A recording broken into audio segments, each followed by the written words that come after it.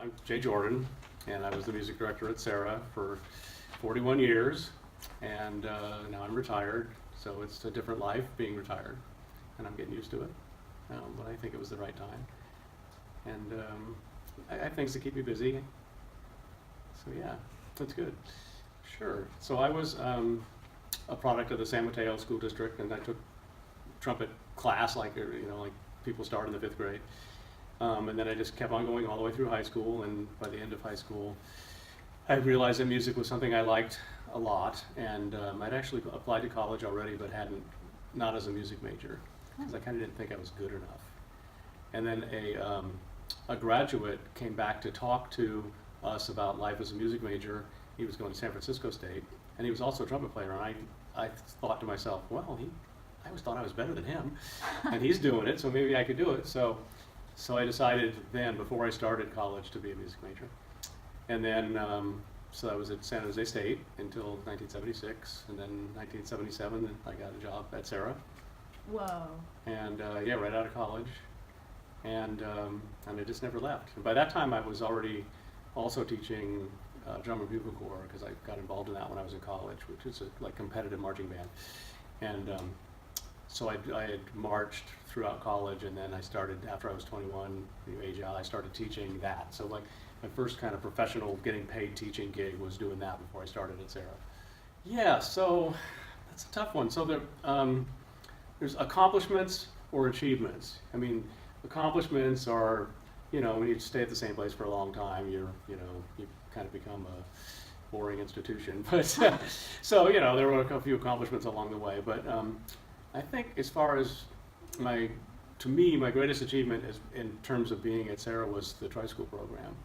That I was there at its beginning. I was part of the committee that organized it, getting it started, and I was really dedicated to it working. And we probably wouldn't be having this conversation if it wasn't for that. And yeah, so I really dedicated myself to making sure that it kept going no matter what, and that the arts were a centerpiece of it. And then as a corollary to that, with the drama, being involved in the drama program, having tri-school productions become a thing. So when I think of my teaching career, I think those are the things I'm most proud of, is that I kept tri-school going, and that I gave girls a lot of opportunity to be in ensembles that they might not have had if they just went to Notre University and they played instrumental music and there was nothing for them. So I'm really proud of that. I had a personal bucket list item for a long time, because I've been writing and composing and stuff. You've played some of my compositions. Is to get something published, and I finally got a choir piece published in 2015. So I checked that off the bucket list. So I guess that counts too. Yeah, and I don't have a recollection of being fanatic about music before I started playing trumpet, but I must have enjoyed it. And for some reason, playing trumpet in the 5th grade came pretty easily to me. I don't know why. And it wasn't the instrument that I'd chosen. When we had to pick instruments, I picked the flute. Oh. And then right before we started, I changed to trumpet because it had fewer buttons. Nice. Not knowing that it was going to be a lot harder. But for some reason it came easy. So by the time I was in junior high, I was really into sports also at that time still. I played basketball and Little League and all those kind of things. And we had a really good basketball team at junior high, where I went to Bayside Middle School. And but I was in the band, and I had a great band director who let me explore all the different instruments, and he trusted me to tune the band before concerts. And so I was definitely one of the people that was passionate about it by that time. And I didn't start playing guitar yet. I didn't start playing guitar until I was a sophomore in high school. So do you just play guitar and trumpet? Well, it's kind of like when you're an athlete, you can play anything. Okay, yeah. But you have a specialty, right? Mm-hmm. So I was a trumpet major in college, but then I would say guitar is definitely my second instrument, because I can read on guitar also. But then I played bass a lot. I've done paid gigs playing bass. And I have a bass, and I used to do that a lot. And then I get to play piano a lot, because I'm home, so I get to practice that. And I had to get comfortable enough on piano not to feel like an idiot teaching choir. Oh, that's true. But I never was able to accompany our groups. But I had to definitely have piano skills in order to warm up and know what I was doing on piano. So So that's probably third down there, and then singing is right up there too. So, yeah, not at all. When I started at San Jose State, I actually thought I thought I would not be a teacher because I didn't feel like I could deal with students that were like me, that were disruptive or hyper or whatever. You can imagine me being hyper. But at the state colleges, especially like San Francisco State and San Jose State, the teaching programs are the strongest part of the majors, or the path of least resistance in a lot of cases. And so most of the classes I was taking were credential path classes anyway. And it was along the way that when I was a junior, I think, I had a class where it was called Early Field Experience, where you got to work with it wasn't actual student teaching, but it was very much like it. And I did that at a high school in East San Jose that my mentor was he was the band director there, and I loved it. The kids were so responsive and eager and thought that I knew what I was doing. And I loved it, and that was at that moment that I decided I wanted to be a teacher. Teaching is more meta. It's, so you're thinking about what everybody's doing, but it's like to me, the best teachers are, okay, I'm looking at you and I'm going, all right, she's going to be able to do this next year. So I'm going to give her things that lead up to that. So that's a long ways away. Rather than, I was not as good at this when I was a young teacher. It was just like eager, here, play it. You're playing it wrong, do it right. And as I got more experience, I realized it was a lot more long-term planning. And then, so you do that for individuals, and then you also do it for the groups. So it's like, some of the things that we played last year that were really challenging, like Tutu. I bought that the summer before school started, but I knew we weren't going to be able to play it on the first day. And so I waited and waited until it was time, until the band was at its best, and then I knew we could play that. So it's a lot more long-range planning if you're a good teacher for performing groups. You have to be thinking big picture all the time. And it's different from private lessons too, because you don't have the time to teach a private lesson type thing with each individual in the band. So you just get little snippets of that. So, but performing is more. If I'm performing like in this, being in the College of San Mateo Symphonic Band, what I'm doing now, there's no responsibility except knowing my part and being the best at it and doing whatever the conductor says to do. And when I've been paid to play like in orchestra pits for professional shows, it's the same thing. Do what the conductor says. Be as absolute the best as you can, and try to be as pro as possible. So it's a lot less responsibility in the big picture, but it's more individual responsibility to be, to not let the conductor down. Oh, absolutely, yeah. I used to say that, what kind of a job do you get to pursue your hobby and your job at the same time? And most music teachers are like this, they might have other hobbies, but one of their main hobbies is being a musician. So you get to do it all day long. And, I'm practicing a lot more now because I have a lot more time, but you still are able to. It's a workshop. You need to play piano and get good at something. Well, there's the piano right there. You got a trumpet part coming up that you have to play. Well, here's my trumpet. Here's the practice room. I can work on that. So I definitely got better just because of that. But also learning how to learn by watching the students and seeing, how to do things. So it's like a private lesson in that you have to be able to speak the language to help every individual on whatever instrument improve. So you really have to be versed on the same kind of things a private teacher does, but it's just you don't have the time, like you don't have an hour with them every day or every week or something. Well, I had no idea. Not at all. And what I discovered about myself, and this was true for college also, is that I wasn't an early quitter. Because college was really hard at first for me. That seeing that music major from San Francisco State, okay, that's all well and good, but now I have to learn how to do it. So it took a couple of years for me to figure out how to practice enough for my lessons and not fall behind with all the distractions of college. And a lot of people quit at that point. And I learned about myself, I wasn't going to quit. I was going to figure out how to get it right. And the same thing was with teaching. I mean, I just, every student I have, if I run across somebody from the first 5 years, I go, I want to apologize for being terrible. You know, and then they don't think so. But I know how I was then compared to how I ended up, and I just know how much better a teacher I was as the years went on. So not being an early quitter, I told myself I would give it at least 5 years.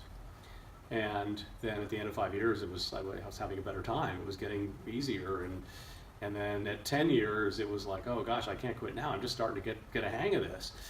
You know, so every year was more of that I just felt I had more to learn and more to give. And then we had no unanimous superiors yet. So it was like, I'm not leaving until I figure out how to get one of those. And you know, that took all the way until like 2000, the year 2000, before we finally got one. So, and there were crisis points where it was like, oh gosh, you know, and it was, those crisis points never involved the students.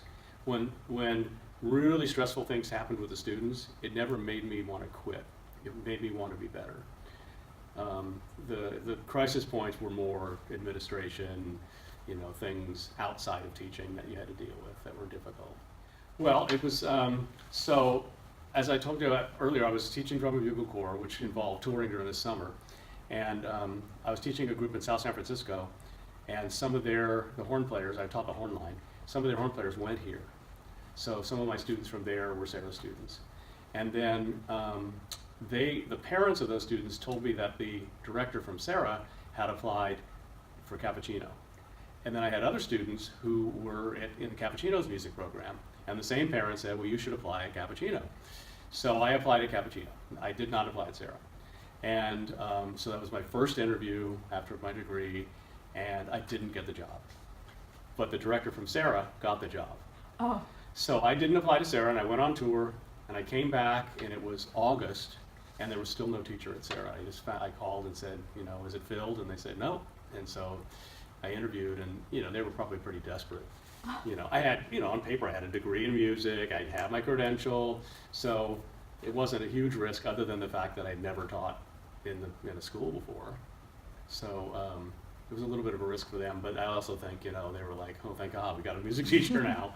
Because Serra always had a pretty recognized music program. The director before me, the one who went to Cappuccino, he was a legend.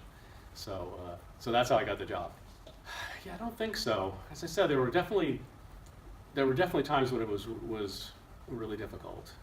You know, it usually involved a student who was really having a lot of trouble, or having somebody kicked out of school right before a performance, which happened. And you know, I mean, we lost somebody from jazz band, you know, during the course of the year when you were in the band. Oh, yeah. Yeah, so those are always hard things. And I've had students lose parents, you know, for sad, you know, having cancer or whatever, and those were difficult times. But it never, like I said, it never made me feel like I made the wrong decision to go into it. I really enjoyed being around teenagers. It just kept me feeling like I was in touch with the next generation of what's going to be important. So I don't think I ever regretted going into teaching, and especially going into music. Well, I had some people along the way. This person I mentioned a little bit, that was my mentor when I was at San Jose State. He taught the marching band, and he's kind of one of the people that got me involved in drum corps. And he was an early inspiration. I also had to, when I started teaching here, kind of unlearn a lot of things I got from him, because he's really intense. However intense you think you remember me being, you know, multiply that by 10, and that was him. He was really intense. And I learned, working with him, how to not take offense at it. That he wasn't, you know, mad at me. He always liked me. But he just really was intense about the band being good. So when I got here, I was pretty intense, and I kind of had to unlearn that.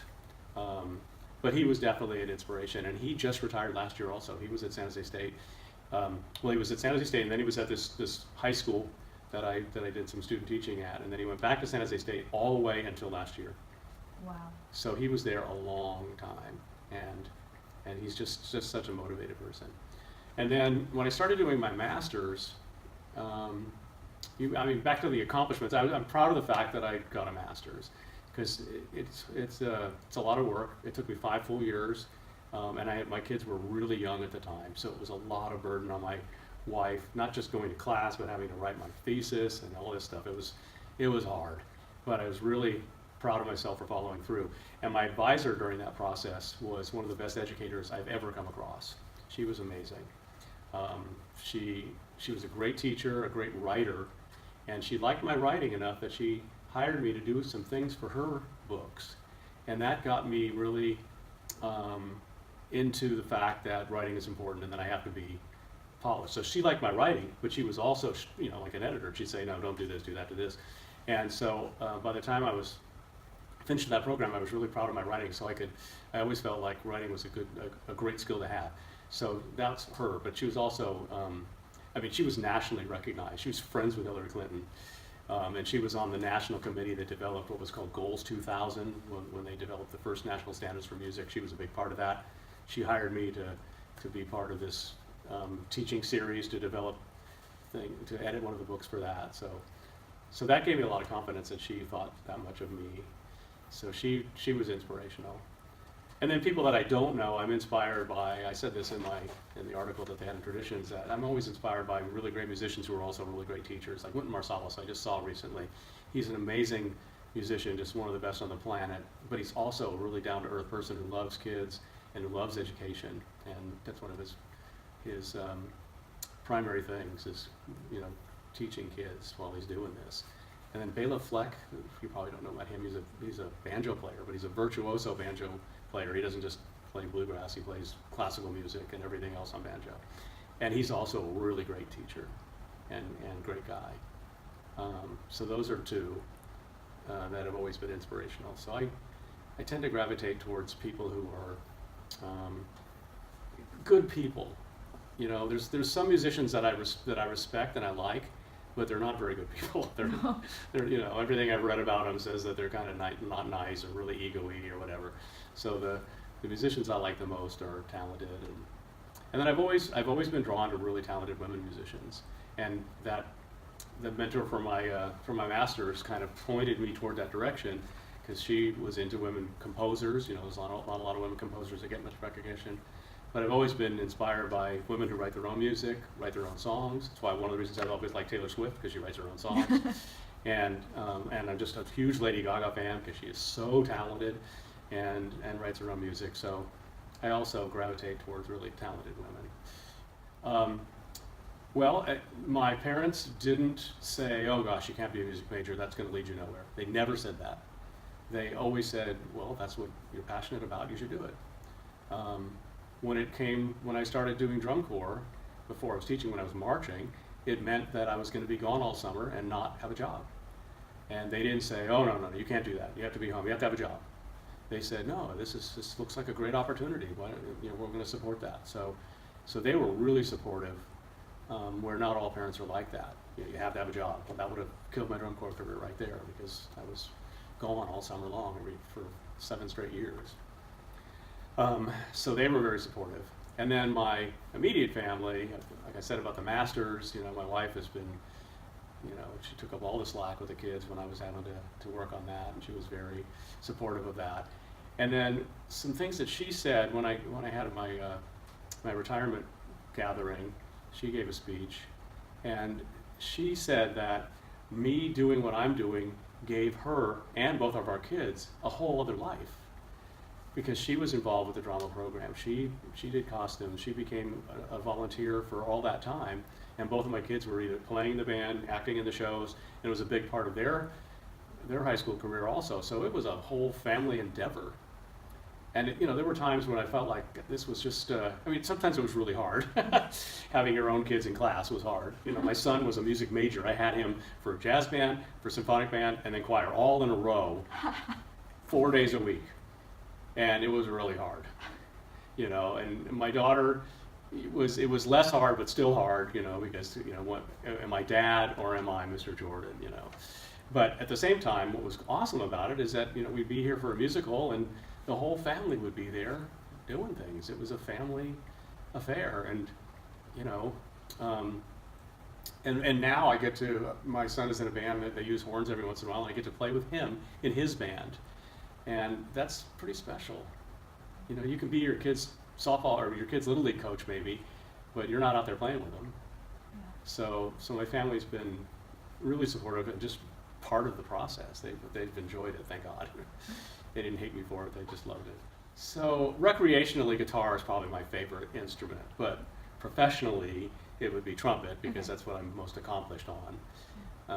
You know, if I'm going to get paid to play, it's usually on trumpet, although I've done paid gigs on bass and on guitar once in a while. And I sing and play guitar every Sunday at church, so I do get to sing a lot. And that, actually, I always tell the kids in guitar class to do that because it, you know, what a great a great atmosphere to play in where people aren't going to be judgmental. You know, it's church; they're not going to boo you or anything. So it's a great chance to play in front of people and get your nerves out of the way and everything. So anyway, so guitar and trumpet are the top two, but then I've been playing a lot more piano because I just don't want to suck at it. And I've written several original piano compositions that I forget how to play if I don't, you know, if it goes, you know, 6 months and I never touch the piano because I'm teaching, you know, I'll forget how to play them. So now I'm able to review them and feel better about those kind of things. So, you know, and then I guess there's nothing other, you know, I can find my way around lots of other instruments, but definitely guitar and trumpet are the top two. Well, to share something kind of personal, when I learned how to play in 5th grade, I had a chipped front tooth, and they don't fix that until you're 16. And when it got fixed, I couldn't play. I had learned how to play wrong with that space, and then when they fixed it, all of a sudden I couldn't play, and I almost quit. And I went back to the private teacher that I'd had when I was younger, and he taught me how to retaught me how to play. Otherwise, I would have quit. I would have never kept going to music at all. So that was a big challenge. And that was an early thing, and obviously I'm glad I kept going. And then the other were nothing. Not one specific things, but like I was saying, that along in 40 years there are several times when there'll be something challenging, and I've encountered several former students who have died, and that's one of the hardest things ever, is to have somebody that young pass away from either an accident or a disease. The first one that died was a twin. That was one of my first graduating class, so the class of '81. So class of '81, I had these twins. They were in jazz band and band. They were just great, both of them. And one of the two of them got a liver disease, and he died really young. And it was just like so heartbreaking. And so those are always big challenges. The Michelle Micheletti Award, when she died, that was devastating because she was just one of my favorite people ever. And so those are I think the biggest challenges. Yeah. Well, I have these conversations periodically with seniors, and just there's the percentage of parents who say, yeah, go ahead, be a music major, is like almost nothing. And that's a shame. There needs to be more parents like mine who notice the skills and the talent, who don't say, why do that? You're never going to be able to make a living. Because I say, look at me. I've had 41 years. I'm retired. I'm living a comfortable life. I'm not in poverty. It's not like you don't get paid to be a music teacher. You have a decent salary. So it's just you're not going to be a CEO. You're not going to be a billionaire. But that doesn't mean you can't have a really comfortable life doing something that you love. So one of the things is just don't cross it off the list. And anybody like you that has other interests should make sure they pick a school where they can still do it. Yeah. And like Michael Zell is where he is at Gonzaga. He's not a music major, but he has a scholarship for music, so he has to play music. And I told him many times that he has music teacher genes. He can play everything in the room.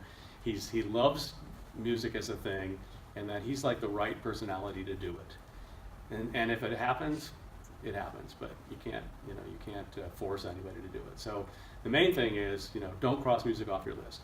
Because there's others, like one of my another person who graduated like way early. In fact, I don't know if you were here the day he was here. He's class of 1980, so he's in his late 40s, and he's a computer programmer, brilliant student. Got a perfect score on the SAT math twice, because he wanted to raise his English score the second time. Oh, and he was a computer major at Stanford, and he works for Agilent Technologies. They've been around for a really long time. They're a world famous company, and he's just this brainiac from this planet Smartron.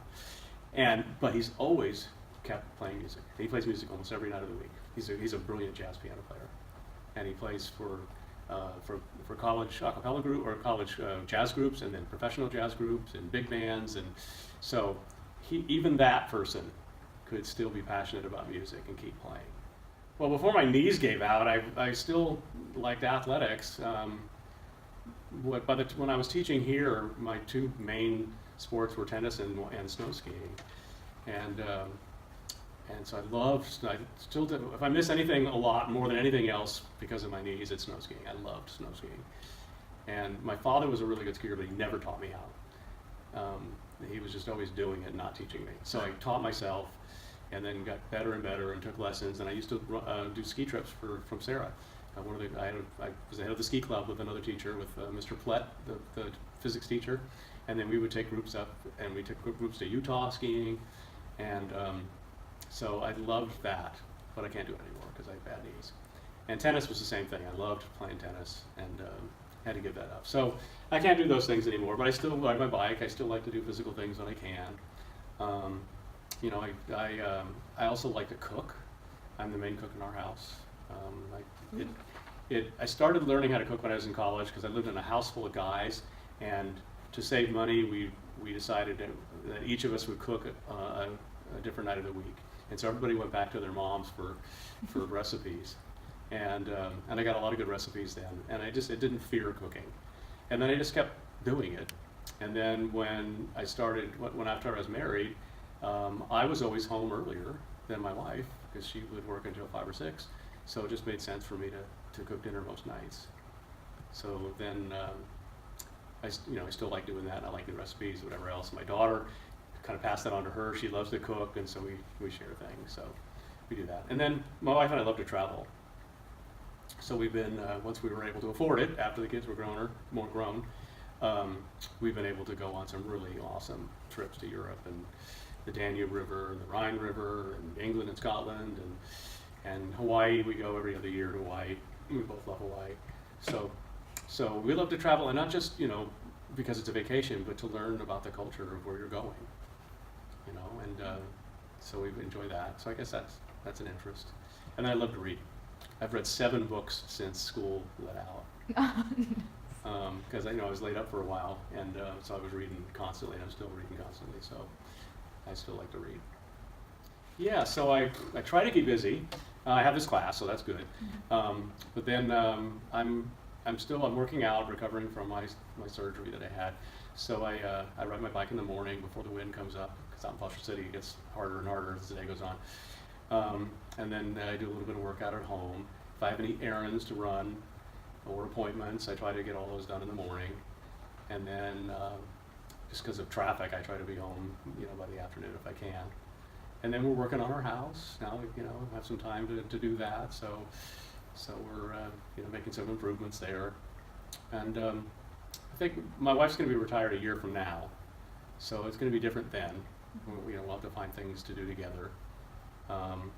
We both like going to movies. That's another thing I like to do. I love entertainment. I probably love television more than she does, but we have a whole lot of television shows that we watch. We watch all these BBC shows. Oh. That's how we learned about Viking cruises, was by watching those shows, because it's always advertised. But so I love going to movies, and when she's retired, we'll be able to do that more, I think. I've always said I could go to a regular movie at the theater every single day and not be bored. But I don't do that. We just go when we can. So. Anyway, so it's people ask me if I miss teaching, and I still wake up at 6 o'clock, even though I don't have jazz band, but I don't have to get up. I can lay in bed and read. Okay. So my body is just still trained to wake up at 6. Without an alarm? Yeah, without an alarm. Oh my gosh. Yeah, so I don't try to wake up at 6. I just do, and I don't know if that's going to change. I've always been somebody who gets up a little earlier than my wife. She could sleep in. So. I feel like I'm going to be in better shape overall, because I can actually do physical things every day, where, when you're teaching, it's hard to fit it in. And then I try to, in the afternoon, I practice trumpet, I practice guitar, and I practice piano almost every single day, which is really cool. I mean, I'm honored that you picked me for this, and I hope, my message to you is like I said, don't stop. You're good at this. So there's no reason to give it up. No matter what you major in college, you can figure out ways to keep playing. Just, pick a school that's got a music program or got a jazz band. A reading jazz guitar player is going to be somebody that is always going to have a place. And that's the main thing and then, just as far as happiness in life, I tell every single student, if you find something that you're passionate about and make that your career, you'll never feel like you're working. You just feel like you're doing what you were meant to do. And that's how teaching was for me. And it's not for everybody, but anybody that I know that is not passionate about what they do, change jobs and are not happy. They say people your age are going to have like 5 jobs in their adult life. And I never did. I just had one.